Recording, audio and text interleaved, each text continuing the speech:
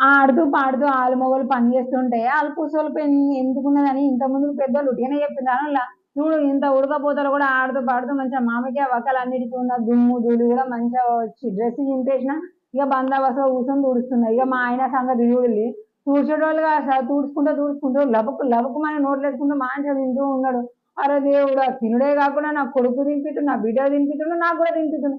ఏందిరా అయ్యా తినుడు అసలు ఈ పచ్చడి కానిస్తావా కాకపోనిస్తావా అని అంటే ఇక అలా ఏరి ఏరి జరంతా పండుగ ఇస్తుండు మిగిలిన అన్ని మంచిగా రుచి పక్కకు పెడుతున్నాం. ఇక గది ముచ్చట.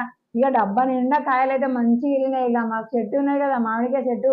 ఇక కొన్ని గాలి వానకు అటు ఇన్ని ఇటు ఇన్ని రాలిపోగా పండినవి అన్ని అప్పుడు నేను కోసుకోగా ఇక మిగిలిన కాయలు ఇక గివ్వు అన్నీ ఉన్నాయి. ఇక ఇక్కడ నుంచి ఇక సాల్ది అని అనుకున్నాము. మొత్తం కాయలన్నీ తెంపిపిచ్చి ఇచ్చినాము. ఇక తెంపిపిచ్చినవి పక్కకు పెడితే మనకు పనికొస్తాయా?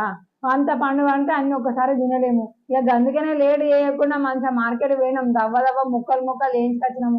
ఇక మెల్లగా కూర్చొని అవన్నీ చూస్తున్నాం. ఇదే పెద్ద పని. ఇక దీని తర్వాత కలుపుడు చాలా సులువుగా అనిపించింది. ఇంతకు మీరు ఏ తొక్కు పెట్టిళ్ళు?